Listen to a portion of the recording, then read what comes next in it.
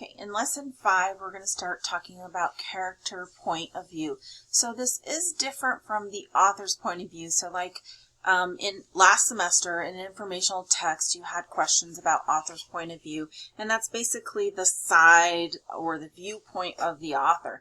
But in literary text, it's the point of view of what character is telling the story. Okay, so it's the way a character or the narrator or the reader sees the things that are happening in the story.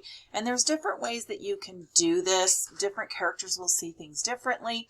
There can be multiple points of view in a story. You can have it from one person's point of view, but the different points of view that you use can create different types of suspense and humor. So you have to pay attention to how the author is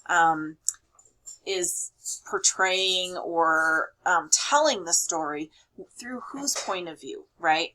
They're telling the story.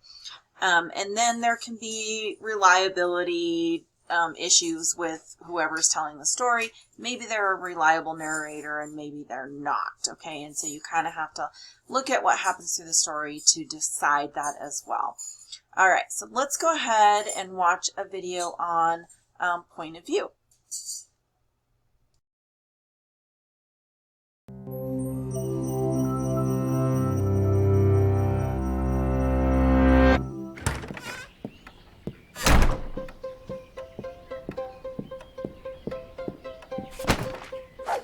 I am an invisible man.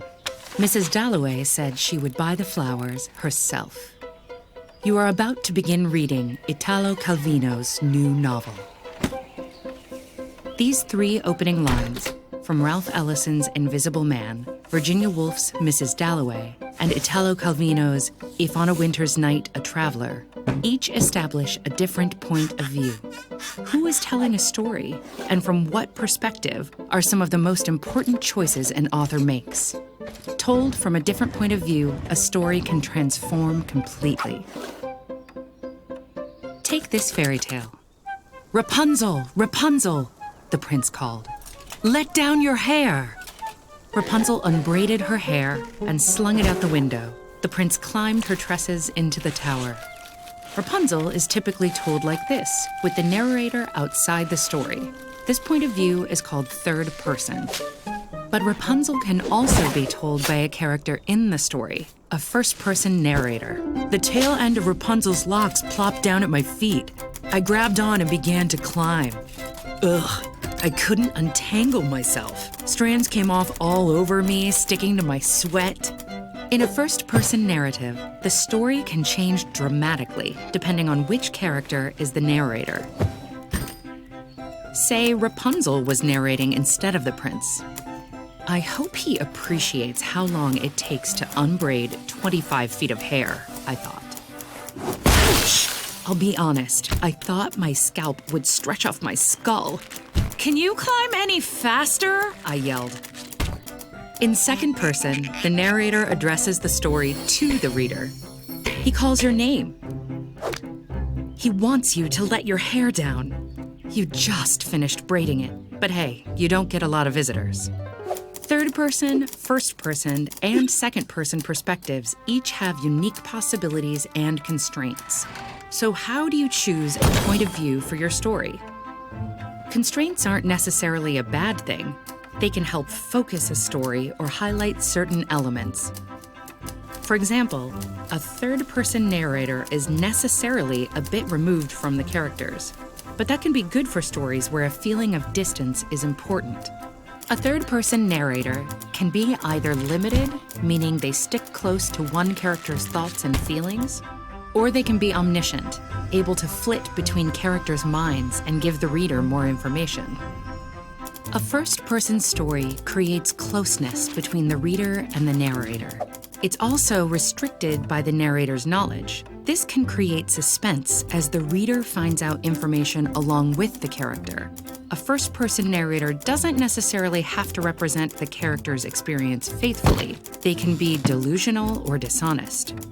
In Kazuo Ishiguro's novel, The Remains of the Day, Stevens, an aging British butler in 1956, recounts his many years of service, but fails to acknowledge the flaws of the man he serves. The cracks in his narrative eventually draw the reader's attention to the under-acknowledged failings of the culture and class system he inhabits. Justin Torres's novel, We the Animals, begins with a plural first-person narrator. We were 6 snatching hands, 6 stomping feet. We were brothers, boys, 3 little kings locked in a feud for more. Partway through the story, the point of view shifts to first-person singular, from we to I, as the boys come of age and one brother feels alienated from the others. Second person is a less common choice. It requires the writer to make the reader suspend disbelief to become another you. Placing the reader in a character's perspective can build urgency and suspense. Sometimes, though, second person is intended to distance the narrator from their own story, rather than bring the reader closer to the story. In these cases, second-person narrators refer to themselves as you rather than I. Writers are constantly experimenting with fresh variations on point of view. New virtual and augmented reality technologies may expand the possibilities for this experimentation. By placing people at a particular vantage point in virtual space, how might we change the way we tell and experience stories? Interested in tips on making your own writing more captivating? Learn how to inject suspense into your stories with this video, or how to heighten your humor with this video. So, based on that video, you can see that an author's point of view basically is the author's choices. Who's telling the story, from what perspective, and the story changes based on that narrator. Okay, so we have first person, second person, and third person. First person, the character is inside the story. It creates that closeness between the character and the reader. And this, though, can be restricted by the narrator's knowledge, but it does create suspense, and readers find out the information with the character. For second person, this is not very common. It uses the word you in there. It places the reader in the character's perspective. This does build urgency and suspense, but again, this one's not used very often. Third person and first person are usually your most common, and third person is where it creates that distance between the characters and the reader. The narrator is actually outside of the story, and there's 2 different kinds of third person. There's limited and omniscient. And basically, limited is when they stick close to one character, and omniscient is when they flip between the character's thoughts and feelings between different characters in the story, okay? So a lot of stories are written in third person, limited, or first person. Those are probably your two most common.